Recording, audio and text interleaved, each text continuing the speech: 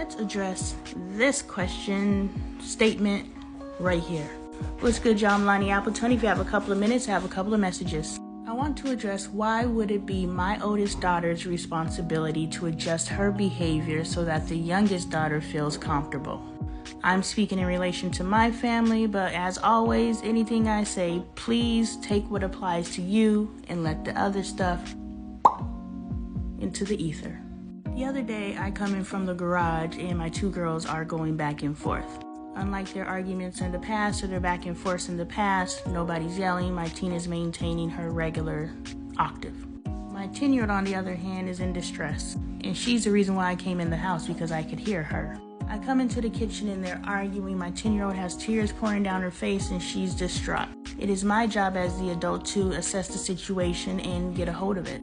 I say, you guys need to stop this conversation. In response, my daughter, my 17-year-old, tells me, Mom, I don't like it when you tell us to stop having our conversations. I said, I am going to stop it. I'm sorry that you don't. I ain't gonna act like I'm perfect. I said, well, I don't care. I don't care if you don't like when I stop a conversation, but when I see my child in distress, I'm going to stop it. And she was like, I'm completely normal. There's nothing going on with me. I said, you're not the one that's in distress. Look at your sister. This conversation, which is a completely normal conversation for you to have, has sent my other child into distress where she is having a breakdown behind it. And then my teenager looked at her sister and she's like, oh, I understand what you're saying.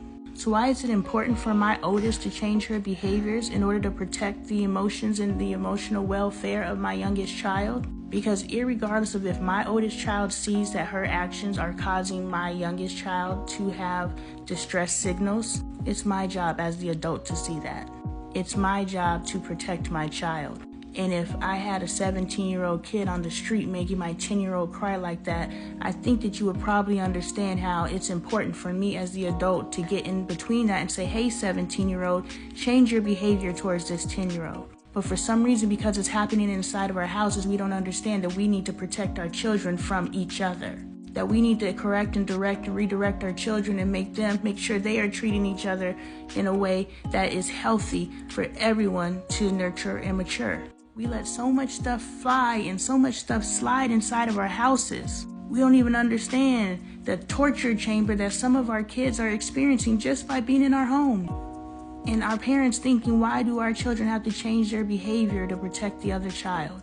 This is all love. We have to do what's necessary for all of us. And if that means altering a behavior that is causing something, a behavior that doesn't need to happen anyway, if it means walking away from a conversation and coming back, then we're going to do that.